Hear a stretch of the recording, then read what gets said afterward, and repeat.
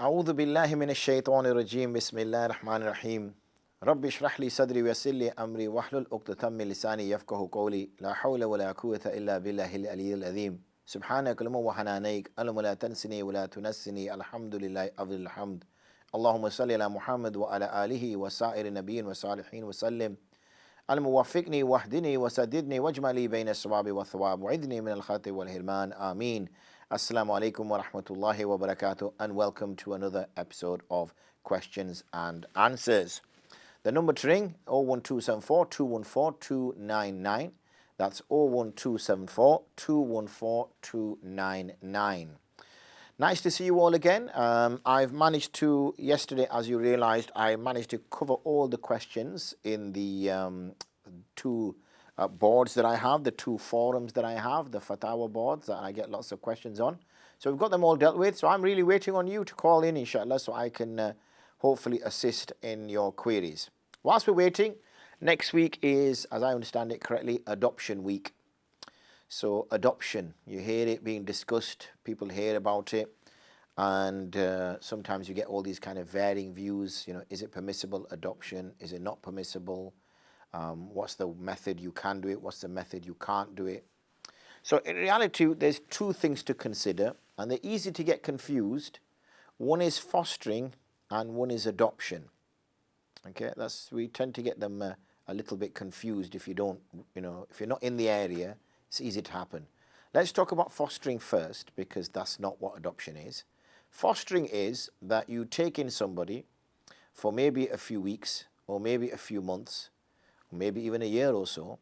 They can be any age, and you're responsible for ensuring that they get a happy home for the few weeks, months that they're with you. That's really what fostering is. Normally the children are older than babies and toddlers.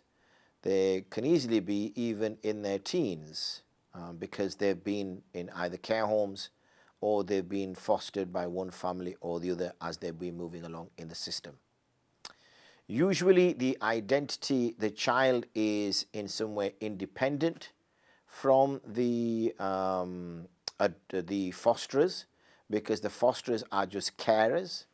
They're not there to raise the child as their own, if that makes sense. They're supposed to treat the child like their own, but they're not supposed to raise the child as their own. And they're supposed to ensure that the child gets a happy home, gets a good education, food, the usual things that every child would expect as they're growing up. There are not many concerns from an Islamic perspective to do with fostering.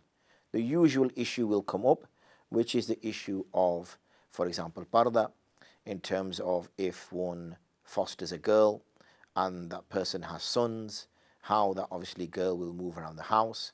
Similarly, if they have a girl in the house and they foster a boy, and how that will work itself out. So people tend to be careful in the sense that what they'll do is they'll foster the same gender, just to make things a lot easier, especially when they're bringing somebody in who they don't really know much about, and they're making them live and stay in their home. They have a responsibility and a duty to ensure that not only do they get their kind of emotional well-being and also their physical well-being, but they also need to ensure that they get their religious well-being. What I mean by that is, even if the fosterers are, say, Christians or atheists, and the person that they foster is a Muslim, then they'll need to make sure that they have provisions for that young child so that they get their religious well-being, spiritual well-being, as well as the emotional and physical. And as I said, there's not usually many problems that people face in fostering, apart from the few that I mentioned. And as Muslims, obviously, we should try our utmost, if and when the opportunity presents itself, as is a good work, as is a good deed, there is reward in it, in order to at least, raise that profile and share that amongst one another and say that this is a good deed that we should do. Because if obviously you've got Muslim foster children, then it would make sense, obviously, if we had Muslim fosterers so that they could look after those children and then be able to give them a real embedded religious well-being rather than something which is kind of imported or slightly artificial. But next week, as I said, is National Adoption Week, not National Fostering Week. And adoption is very different. Adoption means to take in somebody else's child and, in essence, make them your child. Okay? That does not mean, obviously, you negate the child's biological parents. In fact, the child has every right to determine who their biological parents are, depending if there's no safeguarding issues. Obviously, if the child has been taken away from their parents due to child abuse, then that's going to be something that would be taken into consideration before parents have access to children. But these would usually be young children, even probably around toddler's age, kind of young, yet to be impressionable.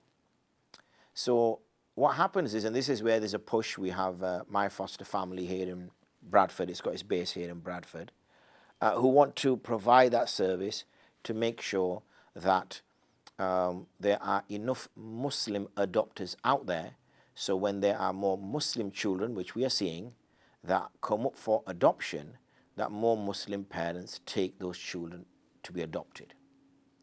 The rationale for it is, why? Is because obviously when that child is adopted by a non-Muslim couple, they're not obliged to teach that child anything about Islam because that child has now been adopted. His or her surname can be changed and they can be raised like their child, apart from obviously ensuring the right of the child to know who their biological parents are, usually after the age of 18. But whilst the child is growing up, the parents may tell them that, look, we adopted you. Okay, you were not born. You're not from us biologically, but we treat you no different than our other children. But we are not your biological parents. And there's a reason why your biological parents aren't looking after you now, but they will pick the right time to share that information with that child in a sensitive way. Obviously, they're receiving advice. But we'll carry on talking about adoption shortly. But we've got a caller waiting. So, assalamu alaikum wa rahmatullahi wa barakatuh, dear caller. Walaikum salam, dear beloved, respected scholar. Okay, carry on talking about adoption. But somebody was referring this matter a couple of weeks ago. Adoption, is that permissible in Islam? That's what we're going to get into, because there's some issues which make it slightly problematic, and there's ways that we can kind of navigate around those situations. But depending on how one does it, yes, it can be problematic. Right, because they were saying that Sharia law doesn't permit you to leave them whatever your will or something. Or... Yes, so there are certain aspects, exactly what you touched upon there, which you would not be able to treat them like your own children. Will is one of those points, because inheritance, only your biological children can inherit from you. So therefore, if you had an adopted child, they could not inherit from you. So that is one issue there straight away. And as much as we want to when we adopt a child and raise a child, and we want to give that child equality amongst our children, at the bottom line, we cannot truly do that.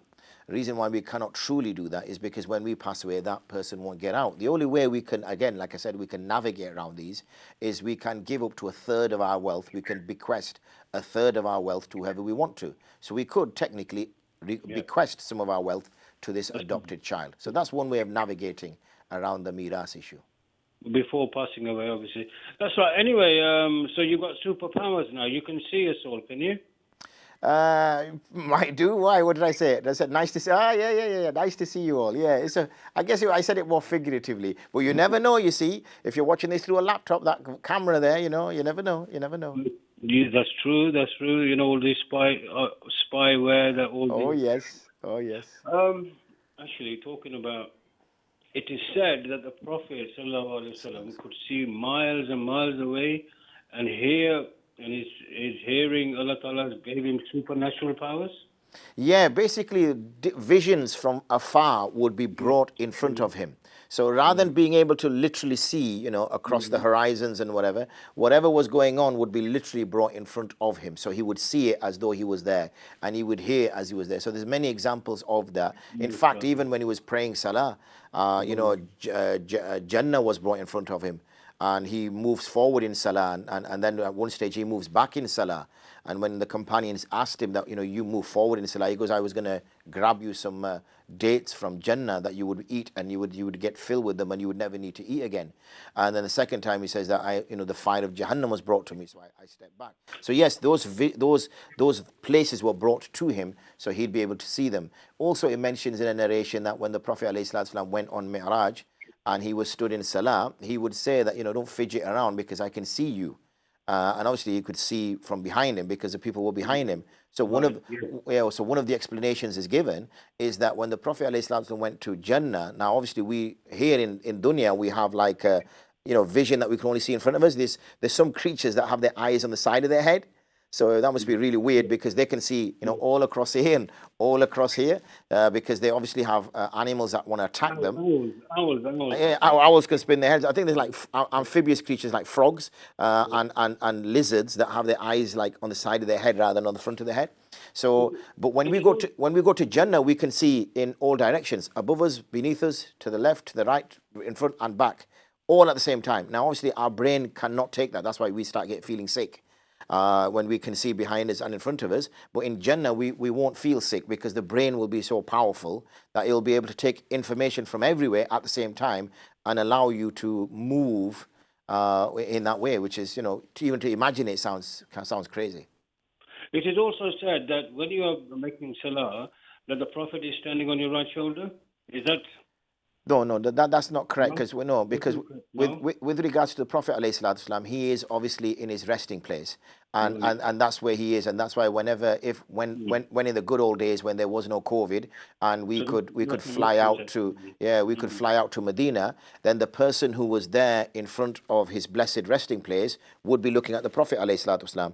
So obviously, and people have 24-hour access to that. So he wouldn't be in two places at the same time, that he would be in his resting place and returning salam to people, and also be in one masjid and then in another masjid and then in another masjid, because otherwise he'd be omnipresent. And we don't believe that about the Prophet ﷺ, that he doesn't have knowledge of everywhere all at the same time. Only Allah has knowledge of everywhere at the same time. Okay. Thank you very much.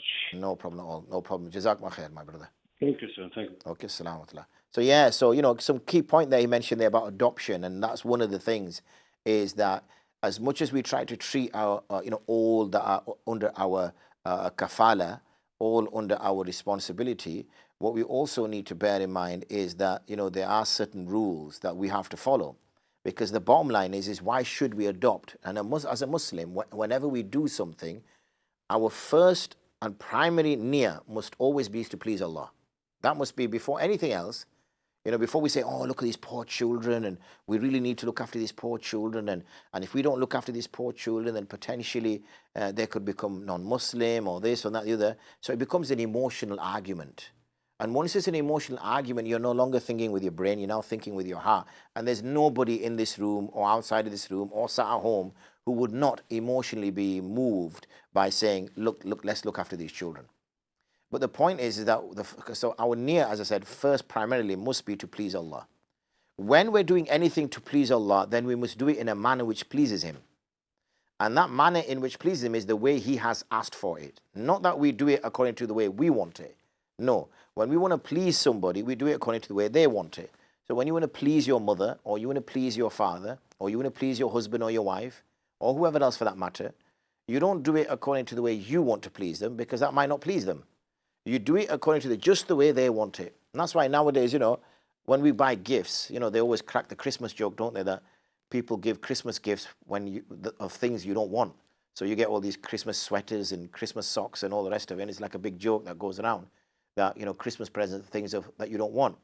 But now, obviously, people get a little bit savvy. So now you have on Amazon and other big organizations and companies where you can go onto their website and leave like, things I want, basically. Like a gift wish list or something like that. And you basically put things on there like, a new phone, this particular book, this, whatever. So now what people do is they go onto these wish lists and they think, oh, well, this person wants to buy this book. Oh, you know what, I'll buy that as a Christmas gift for them or whatever. So, but nowadays, even in our family, whenever we're buying gifts for each other, we somehow either strategically find out what that person wants using other members of the family, Or we blatantly just ask the person, I'm pretty, straight and blunt. So my kids just ask me that, Biji, what do you want? And I'll say, I want this, I need that, I need that. Or rather, what do you need? And I'll say, I need that. So my gifts are very practical. There's always a sentimental gift as well. But 90% is practical. I need a new pair of shoes. I need this. I need that. Whatever. I was going to buy them anyway. Or like, okay, Dad, I'll buy them for you.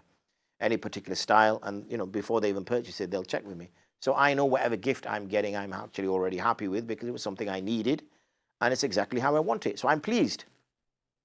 Okay, and that's how it works with Allah subhanahu wa ta'ala. So when we want to please Allah, then we've got to do it according to the way He wants it. So therefore, even though it's an emotional issue, we want to look after these children, we want to look after all these children, we must abide by the Sharia, even in those circumstances.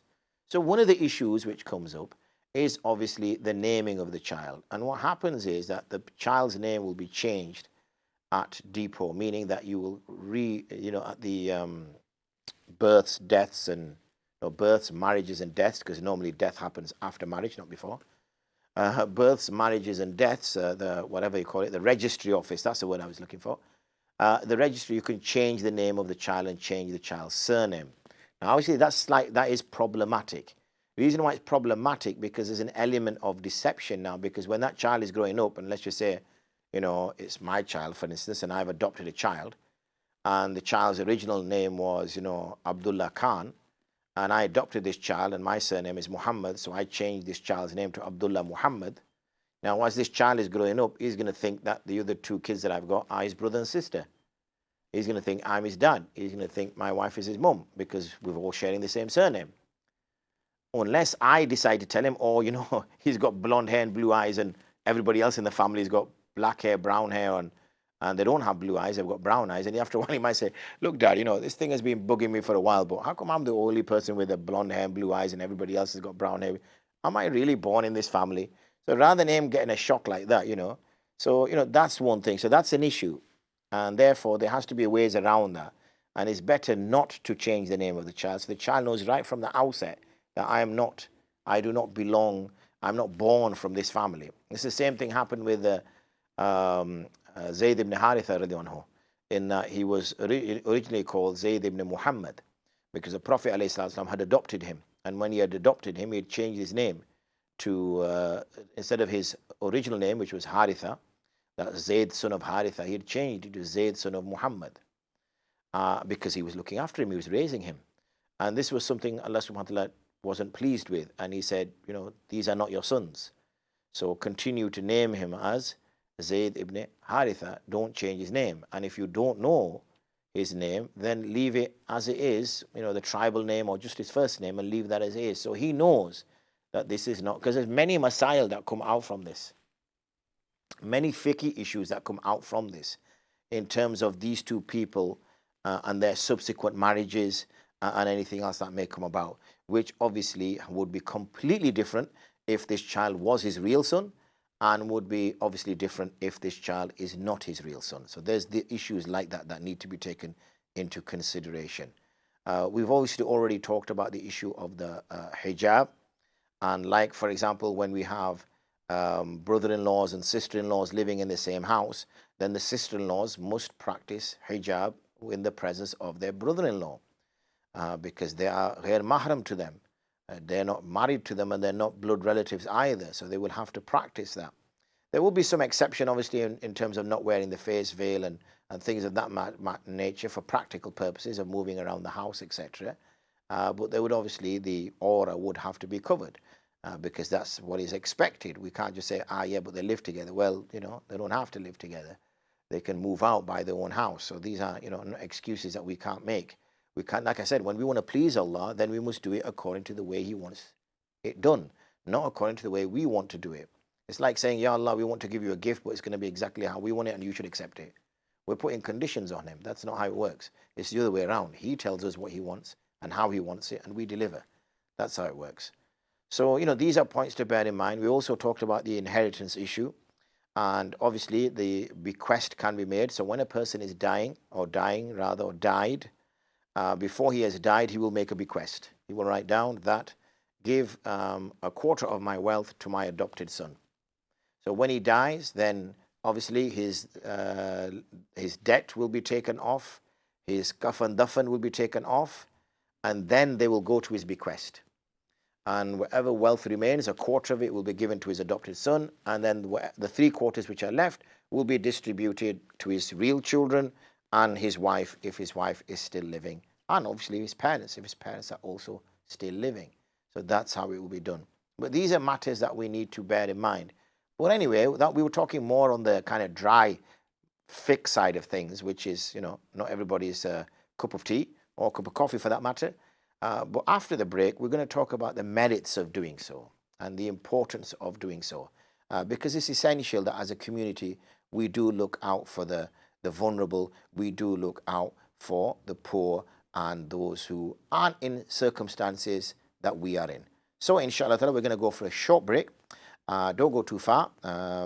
Maybe I'll allow you to go to the kitchen, make a cup of tea, make a cup of coffee, grab a biscuit, do some steps so that at least you've got another 100 steps under your belt, and then come back and sit down inshallah so that we can carry on. And I will give you the phone number as soon as we turn from the break so that we can take a few more calls.